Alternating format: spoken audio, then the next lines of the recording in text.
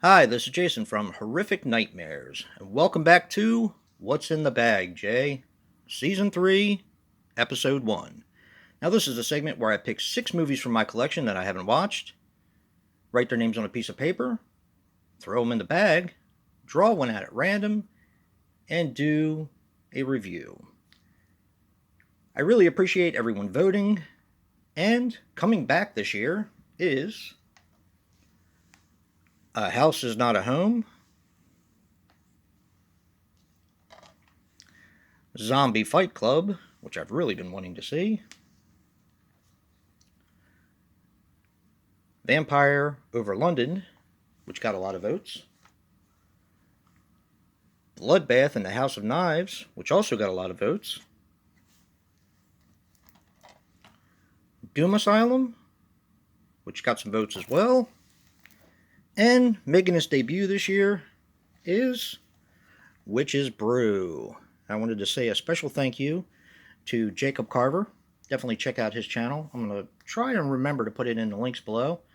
He sent this to me as part of a prize that I won from him. So, yeah, let's give the bag a good tussle and see what we're going to start out Season 3 with.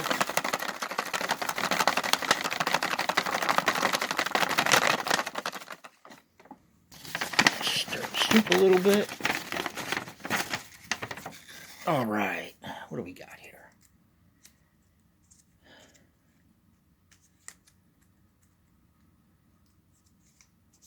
We have a one that's been requested quite a bit, and that is Bloodbath in the House of Knives. So I'm going to set that aside and sit all the rest of the movies side by side, and take my trusty Freddy vs. Jason die, and we're going to see what we roll.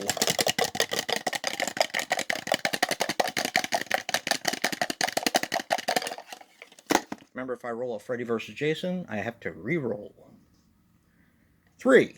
All right. Now I'm going to pick 3 from the bag. Set this aside. I'll give the bag another good tussle. And we're going to see what 3 come back. All right. I actually picked 2 that time, so that takes care of 2 of them. All right. Doom Asylum comes back. Witch's Brew comes back. Another special thank you to Jacob Carver. And Vampire over London comes back. Now, if you guys want A House is Not a Home to return, or Zombie Fight Club to return, make sure you vote, and I will consider bringing them back. Right now, I'm going to go watch Bloodbath in the House of Knives and come back with a review later. Well, I'm back. I just watched Bloodbath in the House of Knives, and here are my thoughts. Bloodbath in the House of Knives is a 2009 film, which runs approximately 94 minutes, and is written and directed by Ted Moehring. Now, he was responsible for Camp Blood 666, Revenge of the Devil Bat, and Camp Hideaway Massacre. Now, this stars Anne Rice as Ivy. She was in The Ritual, and not the one from Netflix. This is a different one. And she actually had a bit part as I believe it was a waitress in Transformers Revenge of the Fallen. Uncredited, of course. This also stars Monica Moehring as Violet. She was in Lights, Camera, Dead, and The Two Plates. And finally, Lloyd Kaufman as a lawyer. Now, I'm just going to say Troma. I'm sure pretty much everyone knows who Lloyd Kaufman is. If you don't, you're probably not on the right channel. Now, this got a 5.6 on IMDb. And a 5.6 for a horror film, especially a slasher, is actually a pretty good score, in my opinion. Yeah. Um, it doesn't deserve it. I wish I had better news for you guys, but Bloodbath in the House of Knives was a pretty big disappointment, and I was actually really looking forward to watching it as well. I'll give you a brief synopsis, and then pretty much we'll get back to why I didn't really particularly care for this film. You have Violet and Ivy.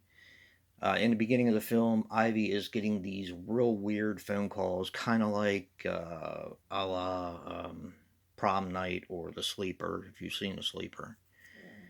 And from there, Ivy and her sister Violet go to an event where they have a hypnotist. Now, the hypnotist, they're going there to meet their father, of course, and enjoy the show. The hypnotist hypnotizes somebody, and this guy, I swear, nah, just leave that alone. I don't want to get into that. I don't want to insult anyone. Um, the hypnotist hypnotizes someone, and from there, he picks someone out of the audience because he's told to do so by the hypnotist, and he strangles the father and then gets shot. Why? I'm not really sure, and they don't really touch on it.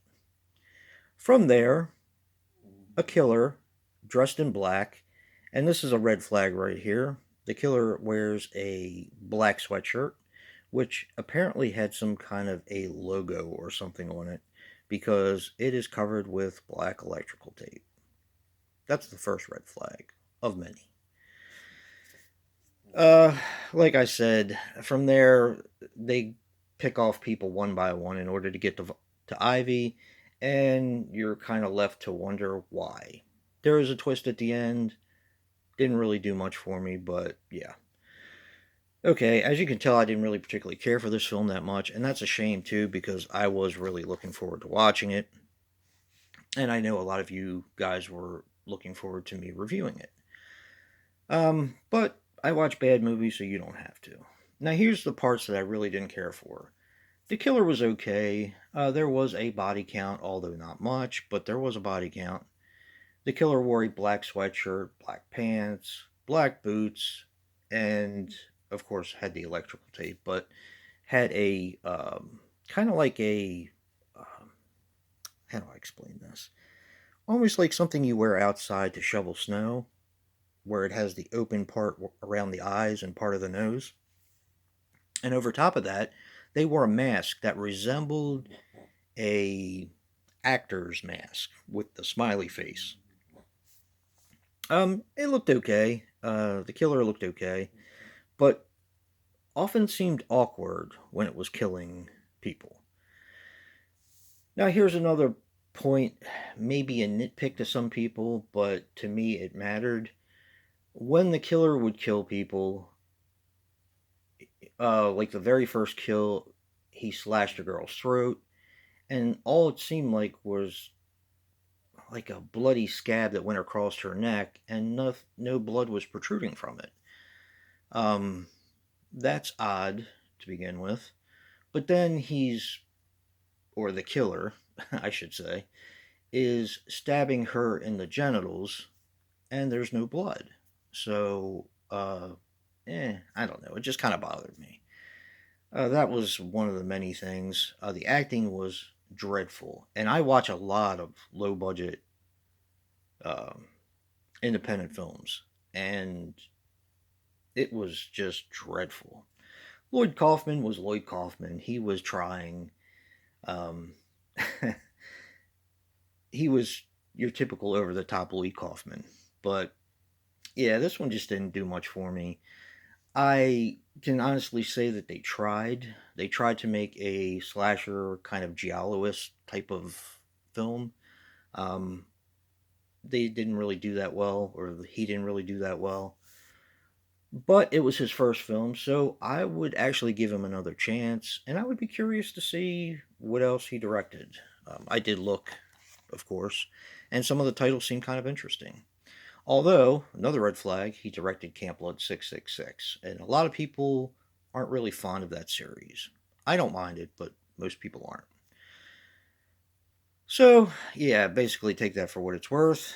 Sorry for the disappointment. I was kind of disappointed too, but I watch bad movies, so you don't have to. That should be my new motto. Maybe it will be. Who knows?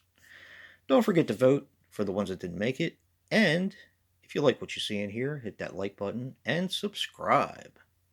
And until next time, peace.